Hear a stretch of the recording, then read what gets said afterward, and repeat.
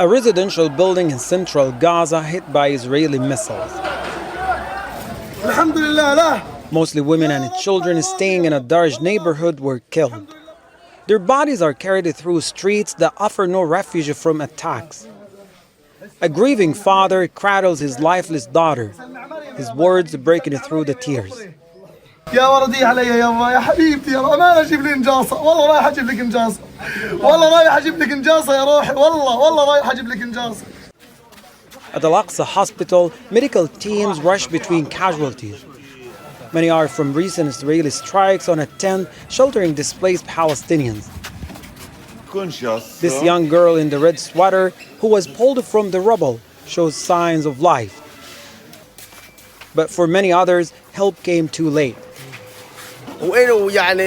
We are all displaced civilians living in tents. We pose no danger to anybody.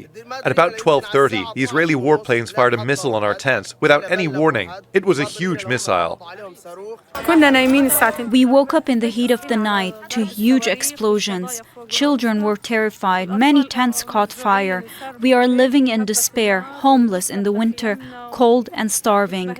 Our children have lost every sense of life. Further south in Khan Yunis, the European hospital morgue receives more victims.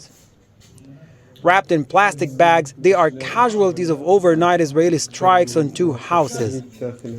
The bombardment continues relentlessly across Gaza Strip, from Jabalia in the north to Rafah in the south.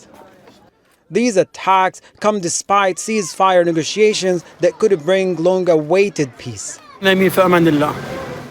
We ran to find our next-door building levelled.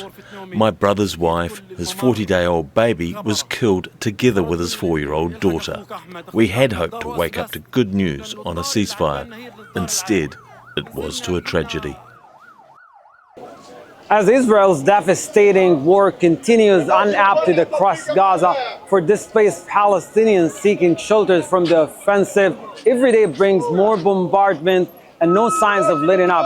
Still, many hope that diplomatic efforts will lead to a lasting ceasefire, one that could end months of devastation and allow Palestinians to rebuild their shattered lives.